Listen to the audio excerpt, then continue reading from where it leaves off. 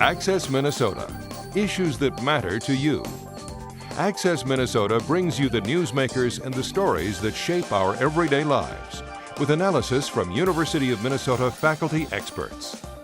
Now, here's Jim Dubois. Less than 1% of the population has served in the recent Iraq and Afghanistan wars. But not only have so few of us served, many Americans don't know any friends or family who have served in the military. In 2014, the Minnesota legislature unanimously voted to make October Veterans Voices Month to ensure the experiences and issues currently facing veterans are heard. This month on Access Minnesota, we hear from 3 of this year's Veterans Voices awardees, and we discuss the significance of the awards with Minnesota Humanities Center President and CEO David O'Fallon. David O'Fallon is President and CEO of the Minnesota Humanities Center. David, welcome to Access Minnesota. Thank you very much. Can you give us an overview of the Minnesota Humanities Center's mission and activities? Yes, I can. Very briefly, the Minnesota Humanities Center is the state affiliate of the National Endowment for the Humanities, so we have a statewide responsibility.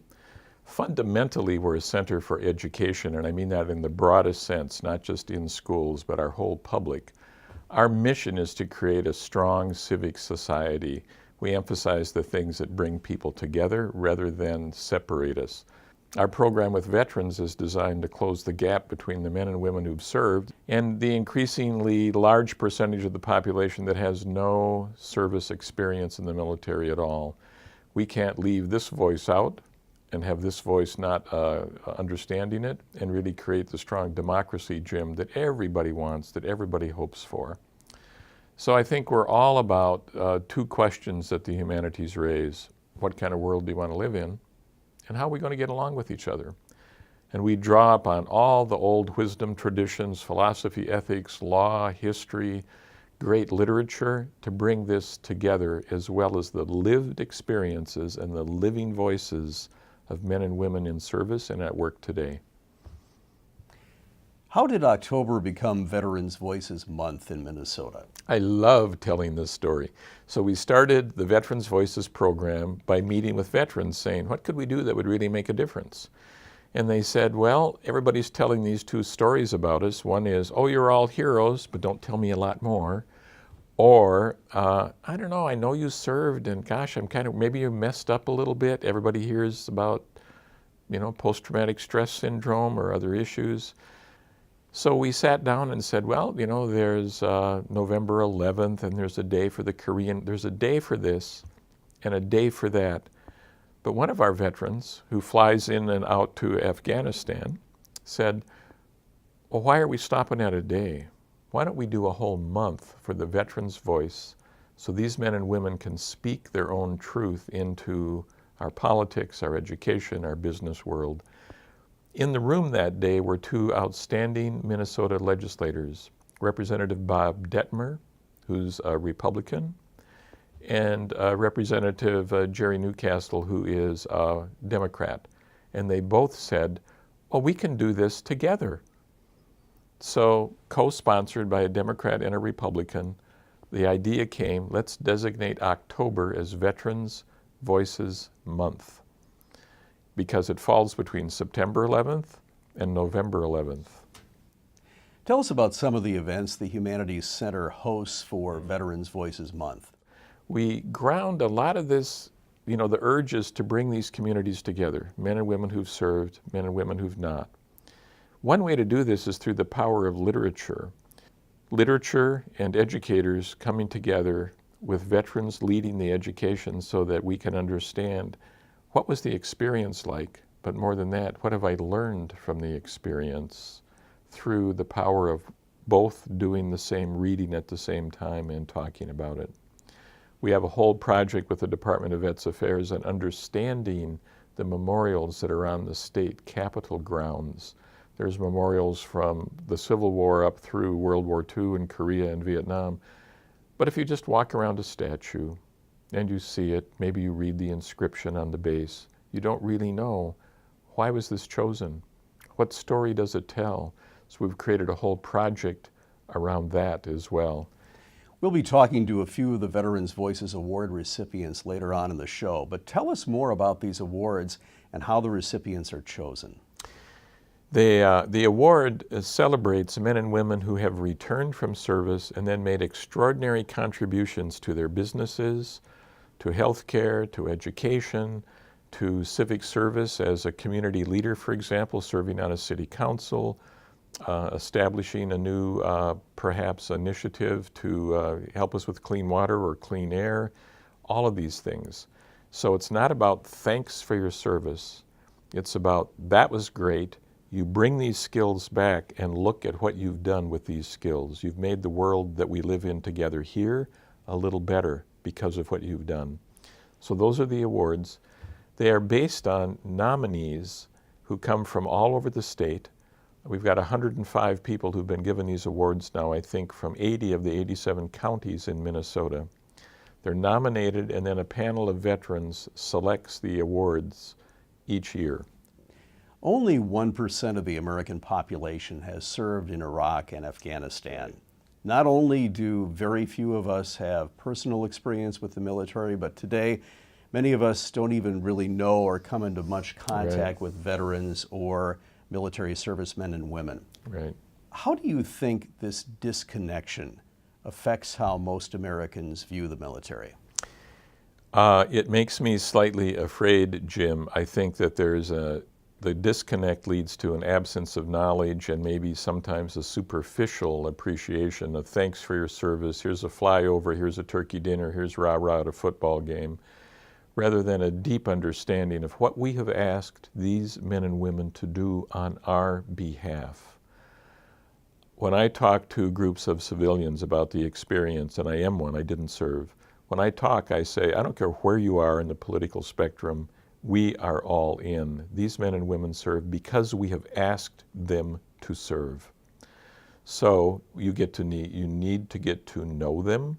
This isn't just about a flyover or a turkey dinner. This is about spending time with, being in connection with, and building a relationship with the men and women who've served. Many of them are leading extraordinary lives. Some of them might need a little leg up, a little help, If you've been through the experience of service, it's like living in another culture for a while.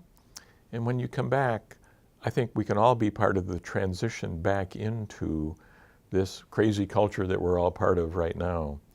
So it does concern me that there's such little knowledge about this. That's why we created Veterans Voices, so the vets can speak in their own voice about not only what they've done, but what they are doing, and about that experience of transition.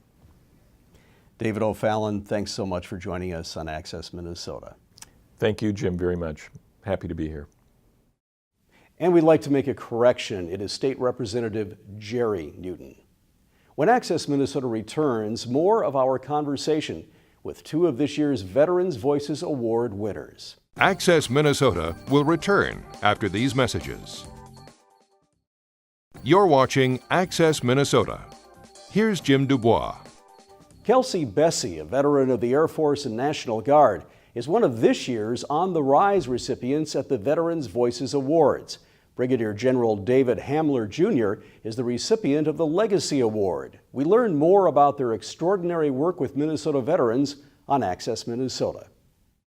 Kelsey Bessie is a veteran of the Air Force and the Air National Guard. She recently graduated from the Masters of Public Health program at the University of Minnesota and works at the National Marrow Donor Program, commonly known as Be the Match. She is the recipient of the On the Rise Veterans Voices Award. Kelsey, welcome to Access Minnesota. Thank you for having me. How did your military service lead to an interest in public health? So prior to joining the military, I had a passion for being a part of something kind of larger than myself, and really that led me to join the military. So I've always kind of had that foundation interest, and being a military spouse, experiencing some of the challenges amongst myself and friends and colleagues that they encountered through their service that were health related really kind of narrowed my interest to public health, though I didn't know it at the time. Eventually I found a name for it and found a program that offered instruction in it. Tell us about your work that focuses on treating mental health issues and drug and alcohol misuse. How common is alcohol and drug addiction among veterans?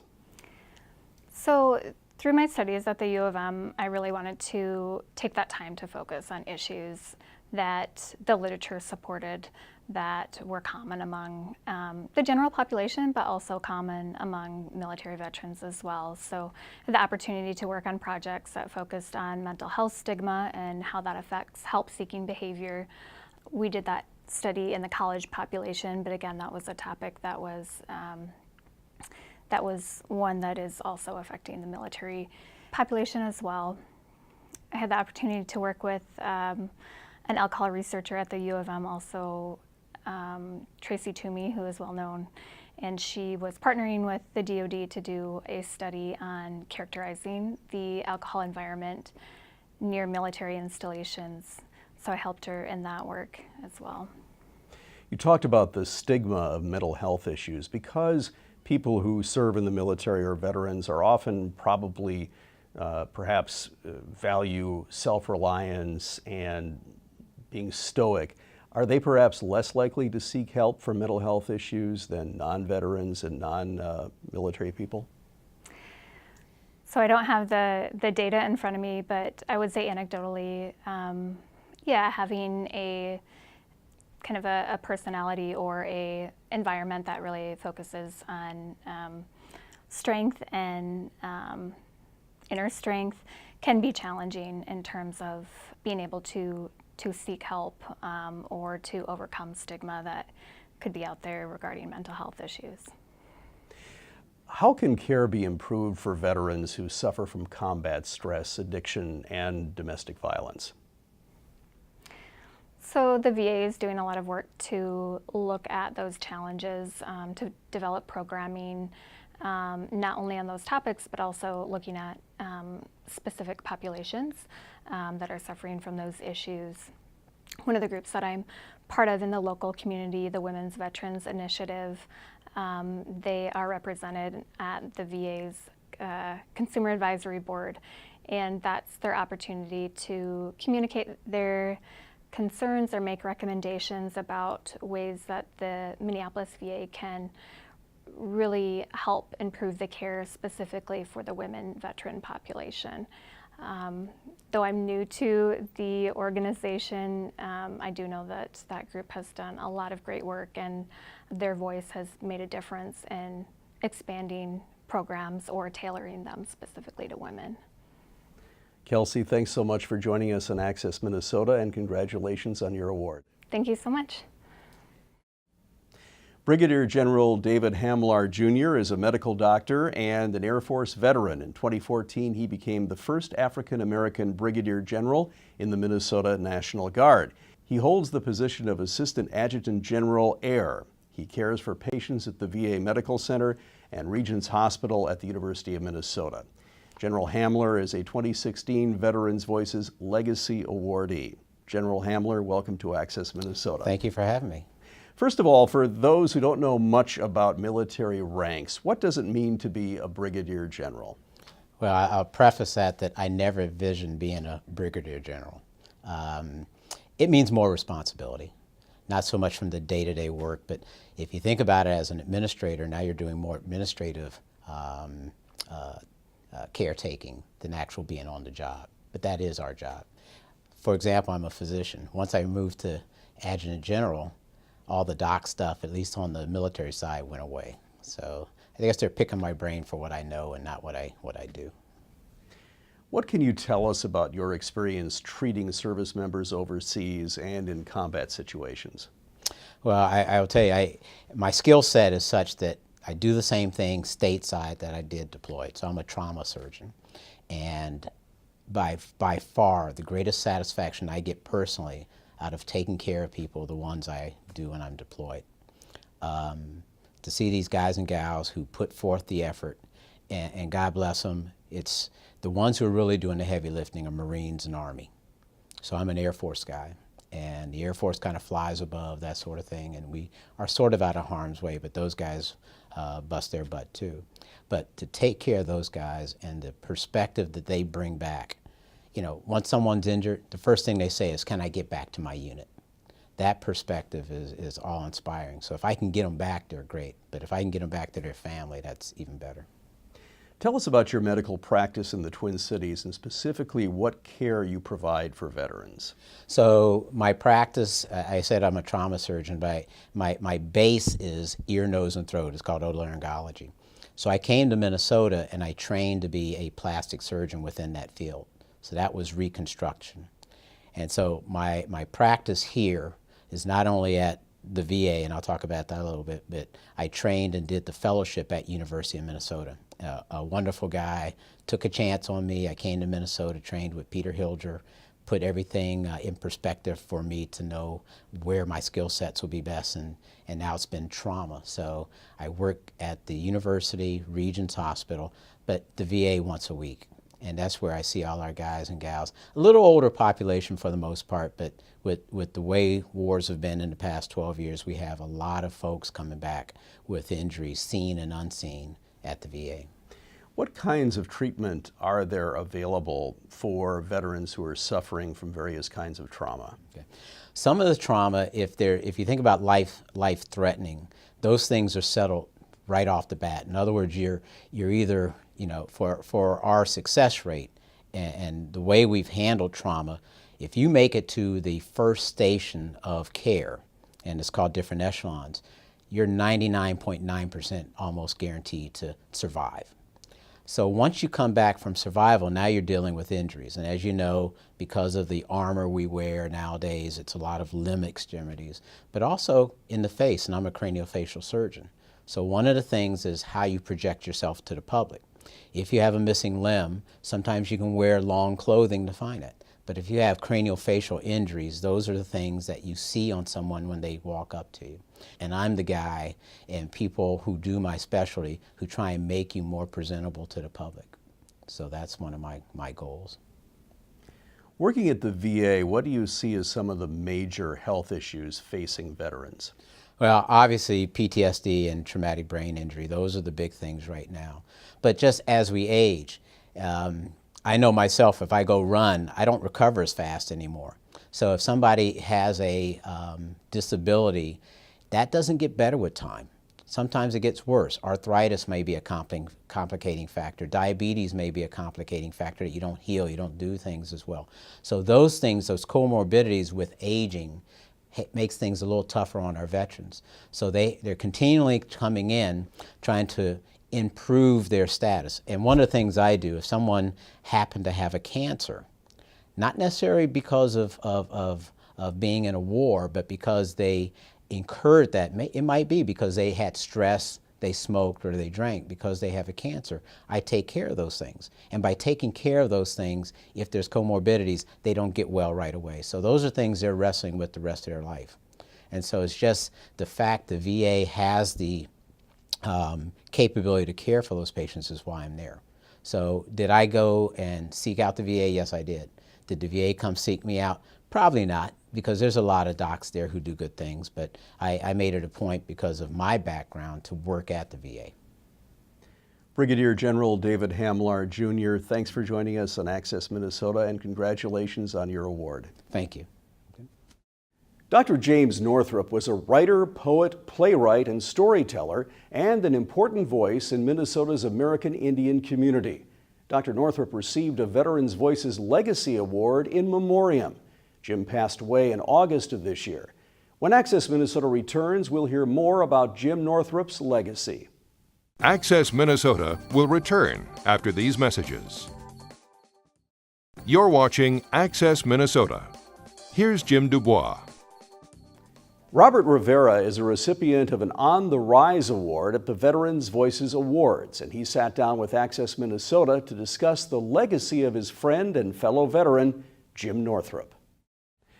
Robert Rivera served in the Air Force as a data-based analyst and is the recipient of an Air Force Achievement Medal. He is currently the Director of Family and Community Engagement for Robbinsdale School District. He is also a 2016 Veterans Voices Award On the Rise awardee. He's here to talk about his friend, Dr. James Northrup, who recently passed away and received a Legacy Award in memoriam. Robert, how did you know Jim Northrup?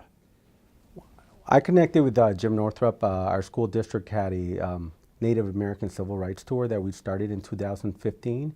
And he was one of the elders that reached out from the Fond du Lac reservation. And so I was able to meet with him and really talk about how we were going to engage our students of color, specifically our Native American groups. And I connected with him right away, you know, him being a veteran and myself being a veteran. He's a veteran of Vietnam. And he is a man that learned a lot from the military. And I think value systems, I think that are lost sometimes on heritage and value of who you are, knowing who you are. And so when I met him, Jim really came out as somebody who wanted to teach the next generation about that. So I met Jim through that organization, his tribal group.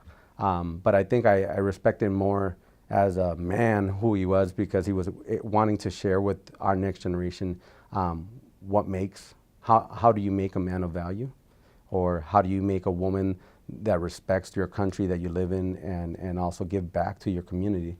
And I think that's a lot of things that are lost around vets, is we don't stop giving back to our community just by serving. We continue serving our community. You know, it's something that is a way of life. Tell us about Jim's military service. So Jim, like again I said, he was during the Vietnam era. He served there as, I want to say a medic is what he was working as.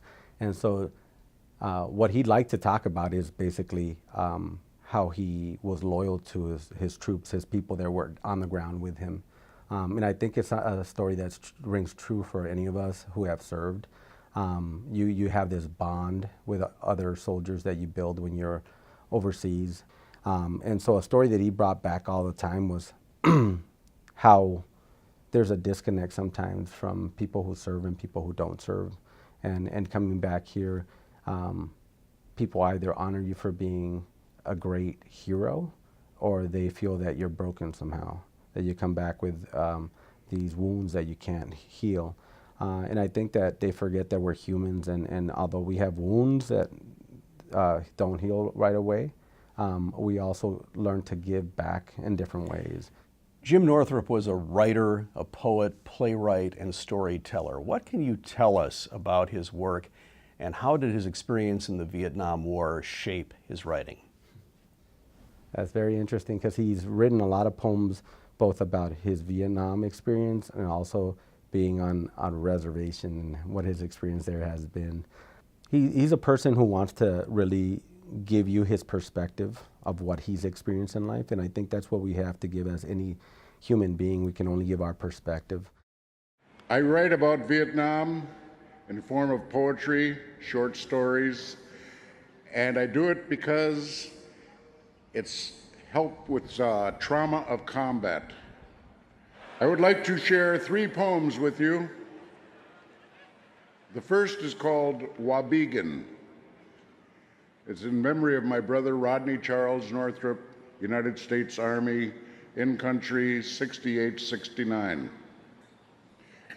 Did you ever hear a sound, smell something, taste something that brought you back to Vietnam instantly? Did you ever wonder when it would end?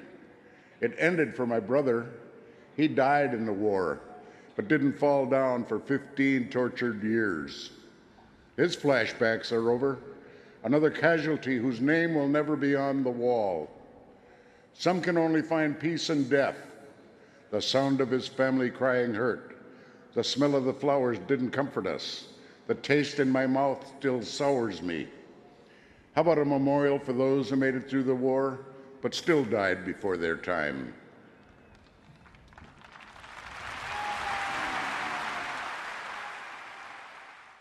What was Jim's significance to the Fond du Lac tribal community and the American Indian community in Minnesota?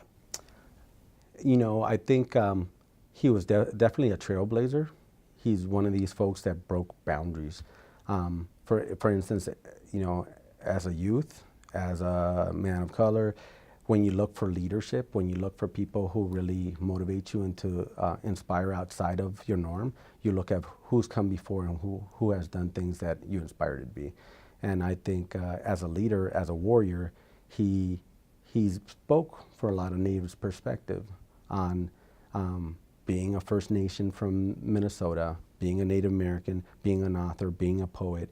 He was able to express his culture, but still be that Native American, that elder that could teach these kids that there's another way to do things other than just staying on the res, just doing the normal thing. We're working at a casino, or working at something. There's a bigger world out there that you can impact, and that you can speak towards what your culture really means to you. What are the issues facing American Indian veterans that are unique to that community? I think if you look at demographics, the Native Americans are one of the largest groups that actually, per capita, if you look at their population, that actually enlist to the military, but yet we consider them invisible. They're the smallest minority group in the country, and I think sometimes we think they're not even there. And I think they're striving to be heard. I mean, currently we have all these different tribal lands that are being dug up, and there's a pipeline that's trying to go here through North Dakota, and they forget that for Native Americans, they didn't have borders. Their tribes went from North Dakota to Minnesota to Wisconsin, and so when you see them unite in one effort, I think a lot of the Native Americans want to say, hey, look, we haven't forgotten we're warriors for this country, but where are the warriors in the country that are defending their rights? So I think they want to be heard, but like a lot of other veterans, they're having some of the same issues. They have some of the highest rates of alcoholism. They have some of the highest rates of homelessness. And so we have to ask our questions. We ask people to serve and honor their country, but how does their country honor them back when they get back and they're not doing well? What do you hope will be Jim Northrup's legacy?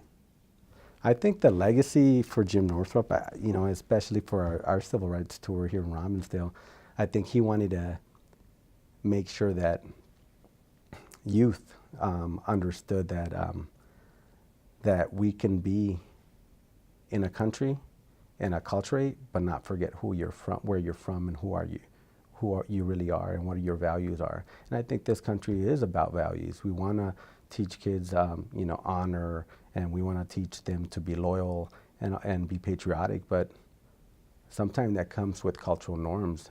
Where do you come from? Who are you? And I think his legacy should be something of someone who fought to keep that alive for his people. And by his people, I don't mean just the Fond du Lac tribe, but I'm talking about all Native Americans. For me, and I think many times I've talked to him, he didn't feel that there were borders, that America is not a country, it's a continent, he would say. So although I was born in Nicaragua, he would call me a native, right? And I think that his vision of like inclusion, it was a huge thing, and I'm proud to have known the man, because he really gave me a different vision of honoring my indigenous side as well. Robert Rivera, thanks so much for joining us on Access Minnesota and sharing your memories of Jim Northrup, and congratulations on your award. Thank you very much. That's all for this edition of Access Minnesota. We'll see you again next month. Thanks for watching. Access Minnesota. Issues that matter to you. Join us again next week as we bring you the newsmakers and stories that shape our everyday lives. Access Minnesota is produced by the Minnesota Broadcasters Association in cooperation with the University of Minnesota's College of Liberal Arts.